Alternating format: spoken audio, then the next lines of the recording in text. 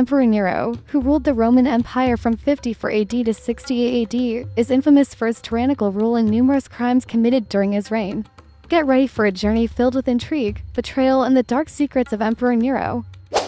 Nero, the fifth Roman emperor, ascended to power at the young age of 16. Born in 37 AD, Nero was the son of Gnaeus Domitius Ahenobarbus and Agrippina the Younger, the sister of Emperor Caligula. Agrippina was a powerful and ambitious woman who played a significant role in Nero's early life, ensuring his rise to the throne. Nero's upbringing was heavily influenced by his mother, who was determined to see him become emperor. She orchestrated the downfall of her rivals and secured Nero's position as heir to the throne. Agrippina's influence over Nero was so strong that she even convinced Emperor Claudius, her husband and Nero's stepfather, to adopt Nero as his own son and make him his heir. In addition to his mother, Nero was also guided by his tutor, the philosopher Seneca. Seneca was a prominent figure in Nero's education, teaching him philosophy, rhetoric, and the arts. Despite their close relationship, Seneca's influence on Nero was often overshadowed by Agrippina's more forceful presence. When Nero took the throne at 16, he was initially met with widespread popularity among the Roman people due to his youth, charisma, and promises of reform. Nero implemented several early reforms aimed at improving the lives of the common people, such as reducing taxes and increasing public entertainment and welfare programs. Under Nero's rule, Rome experienced a period of cultural flourishing known as the Neronian Renaissance. The emperor himself was a talented musician and actor, and he sponsored lavish public performances and artistic endeavors. Some people think the construction of the Colosseum was done by Nero, but it's not true. He only built Domus Aurea, a grand golden palace complex in the heart of Rome. As Nero grew older, he began to feel increasingly resentful of his mother Agrippina's influence over him and his rule. Agrippina had been instrumental in securing Nero's position as emperor, but as he gained more power, he started to see her as a threat to his own authority. He resented her constant meddling in his affairs and her attempts to manipulate him for her own gain. Nero also began to fear Agrippina's ambition and ruthlessness. He knew that she would stop at nothing to maintain her own power and influence, even if it meant sacrificing him. Agrippina, for her part, refused to back down and continued to assert her influence over Nero. She saw him as a means to maintain her own power and was unwilling to relinquish control. This only served to further strain their relationship and escalate the tensions between them. Ultimately, Nero's growing resentment and fear of Agrippina's influence led to a breaking point, and he killed his mom in 59 AD.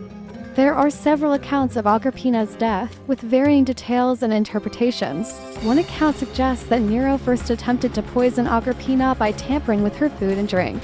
However, Agrippina was reportedly suspicious of her son's intentions and took precautions to avoid being poisoned. In one instance, she reportedly tested the food on a slave before eating it herself. When the poisoning attempts failed, Nero reportedly turned to a more direct method of assassination. According to some accounts, Nero conspired with his advisor, Anicetus, to have Agrippina killed by assassins. Anicetus arranged for a specially designed ship to be constructed with the intention of causing it to collapse and drown Agrippina while she was sailing on it. Agrippina was invited to join Nero on the ship for a banquet, but she reportedly became suspicious of the plan and tried to escape. However, she was eventually caught and killed by the assassins, who reportedly beat her to death with oars. In today's world, the act of Emperor Nero killing his mother, Agrippina, would be considered a heinous crime. Matricide is universally condemned as one of the most serious offenses one can commit, as it goes against the fundamental principles of family and respect for one's parents. Emperor Nero had other victims to his tyranny and cruelty who were closely related to him, including his stepbrother Britannicus.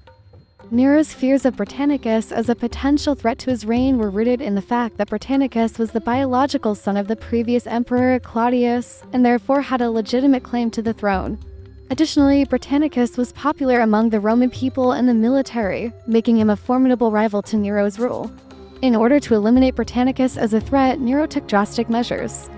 One of the most infamous incidents was the poisoning of Britannicus at a banquet in 55 AD. Nero had Britannicus poisoned with a lethal dose of a toxic substance, causing his sudden death.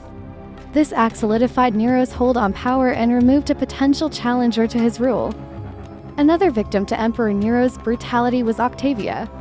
Nero's marriage to Octavia, his stepsister and daughter of Emperor Claudius, was a tumultuous and troubled union from the start.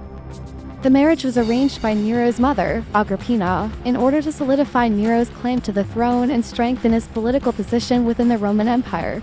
Octavia was just 14 years old when she married Nero, who was 16 at the time. Despite their young age, the marriage was fraught with tension and conflict from the beginning. Nero was known for his erratic behavior and cruel treatment of those around him, and Octavia was not spared from his mistreatment. Octavia was often used as a political pawn in Nero's schemes and power plays. Nero's mother, Agrippina, who held significant influence over him, often manipulated Octavia to further her own agenda. Octavia was forced to endure public humiliation and mistreatment at the hands of Nero, who openly flaunted his affairs with other women and showed little regard for his marriage vows. Despite the challenges she faced, Octavia remained loyal to Nero and tried to fulfill her duties as his wife. However, her efforts were in vain as Nero continued to mistreat her and eventually sought to divorce her in order to marry his mistress, Poppaea Sabina. Octavia's mistreatment at the hands of Nero eventually led to her downfall. In 62 AD, Nero accused Octavia of adultery and had her banished from the imperial palace. She was later executed on false charges of treason, marking the end of her tumultuous marriage to Nero. Nero did marry Poppaea and made her his empress, but died under suspicious circumstances in 65 AD, and according to historical accounts, Nero kicked her in the stomach while she was pregnant, which led to her death. Another victim who was betrayed by Emperor Nero was philosopher Seneca. Like mentioned before, Seneca served as Nero's tutor and advisor during his accession to power, but their relationship got complicated and eventually deteriorated. As Nero's reign became more tyrannical and unstable, Seneca began to distance himself from the emperor, and this move didn't sit well with the suspicious Nero. Nero saw Seneca as a potential threat to his rule and believed that Seneca was involved in a plot to overthrow him.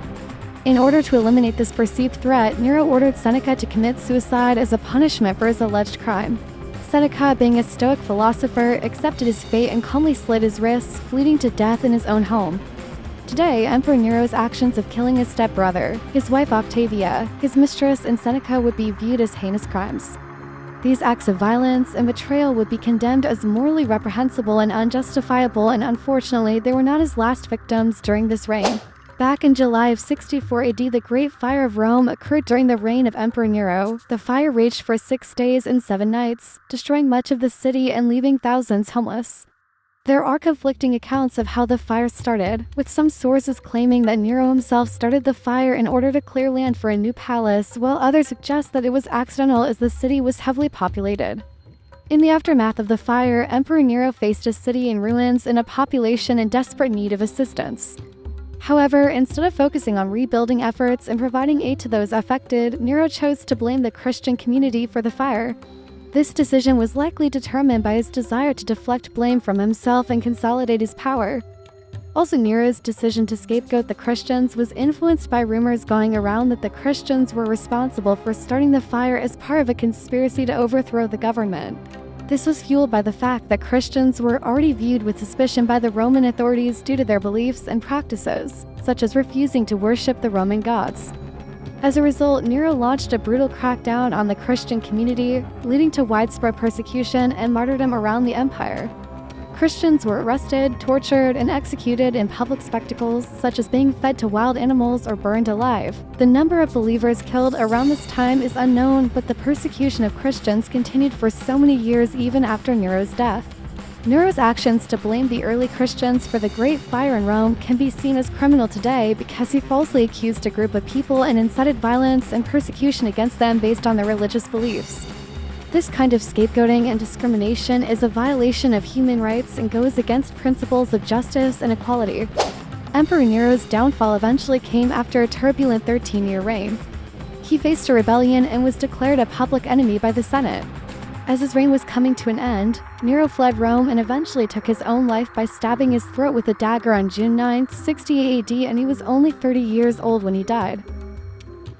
Emperor Nero's criminal actions against his mother, stepbrother, wife, mistress, and his tutor, as well as his persecution of Christians, were just a few of the many dark chapters in his reign.